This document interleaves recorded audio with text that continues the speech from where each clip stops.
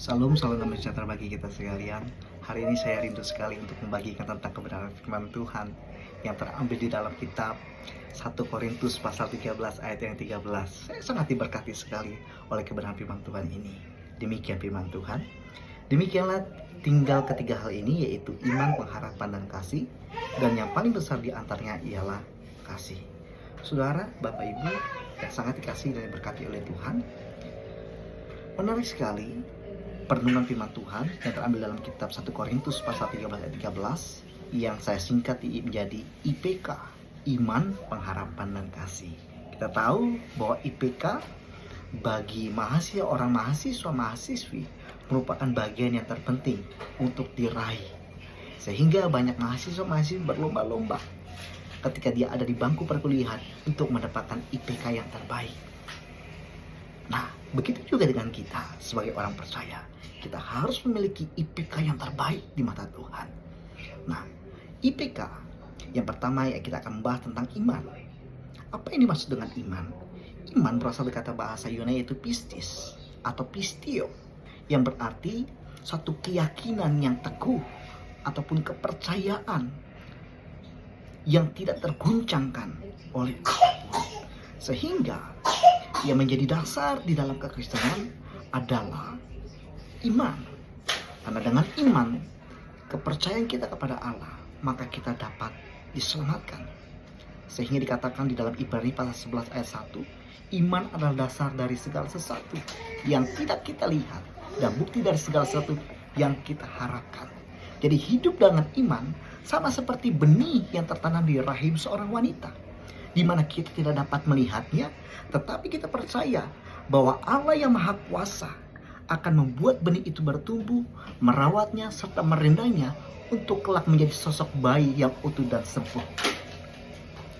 Nah, saudara, iman ini merupakan sesuatu yang supranatural, di mana kita tidak dapat melihatnya. Tetapi sesungguhnya imanlah yang menghubungkan kita dengan Allah. Nah, sehingga setiap kita sebagai orang percaya harus memiliki iman dalam menjalani kehidupan di tengah-tengah dunia ini. Karena dunia ini kita selalu diperhadapkan dengan berbagai macam peristiwa, persoalan, pencobaan, sakit penyakit, dan lain-lain sebagainya. Kalau kita tidak memiliki iman yang kuat, iman yang tangguh, maka kita akan mengalami yang namanya keputusasaan dalam menjalani kehidupan di tengah-tengah dunia ini.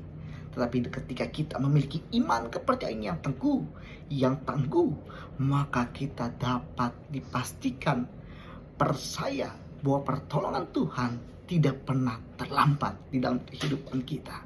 Yang kedua, yaitu pengharapan.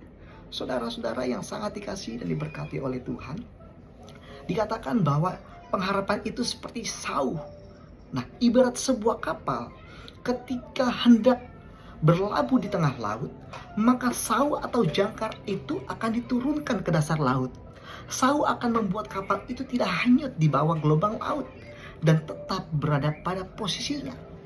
Jadi pengharapan ini berasal dari kata harap, yang berarti memohon, meminta, keinginan supaya sesuatu terjadi, dan sesuatu itu bisa saja sesuai dengan kebutuhan kita, bisa saja sesuai dengan keinginan kita. Nah, pengharapan kita sebagai orang percaya harus berlandas kepada kebenaran firman Tuhan, kepada Allah, pencipta langit dan bumi dan segala isinya, yaitu Allah yang kita sembah di dalam Yesus Kristus.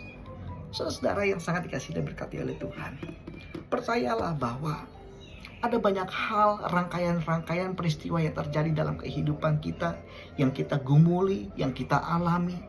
Walaupun kita sudah berdoa kepada Tuhan dan Tuhan belum menjawab doa-doa kita, tetapi kita sebagai orang percaya tetaplah selalu berharap kepada Tuhan.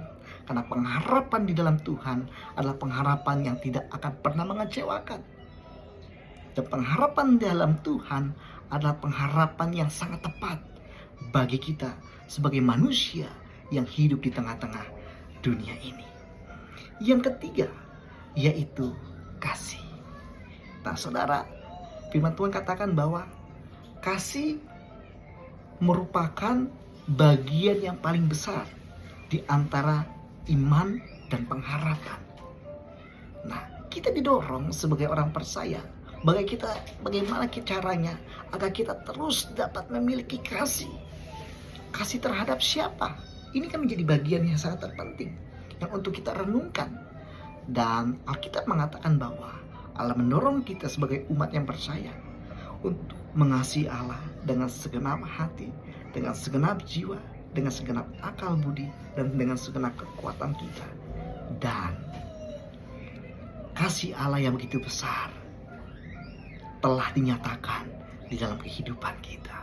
Oleh sebab itu, tetap terus memegang 3 dasar penting di dalam kehidupan kekristenan, yaitu iman, pengharapan, dan kasih. Kita tidak tahu apa jadinya kalau kita sebagai manusia tidak hidup memiliki pengharapan. Maka ketika manusia tidak memiliki pengharapan, maka sulit sekali kita untuk menggapai sebuah impian, cita-cita yang kita canangkan di dalam kehidupan kita secara pribadi lepas pribadi. Saya yakin di tahun 2025 ada begitu banyak sekali pengharapan-pengharapan yang telah kita susun dan kita berikan kepada Tuhan. Dan untuk menanti pengharapan itu tergenapi dalam kehidupan kita, maka kita harus memiliki iman. Iman berarti percaya penuh kepada segala sesuatu apa yang kita yakini, yaitu Tuhan Yesus sendiri. Biarlah firman Tuhan terus mendorong kita untuk memiliki IPK yang terbaik di dalam Tuhan. Karena Tuhan telah menanamkan dan menjanjikan setiap janji-janjinya untuk diberikan kepada kita, bagi setiap orang yang sungguh-sungguh mampu melewati setiap segala sesuatu peristiwa yang terjadi di dalam kehidupan kita. Tuhan Yesus memberkati kita. Haleluya.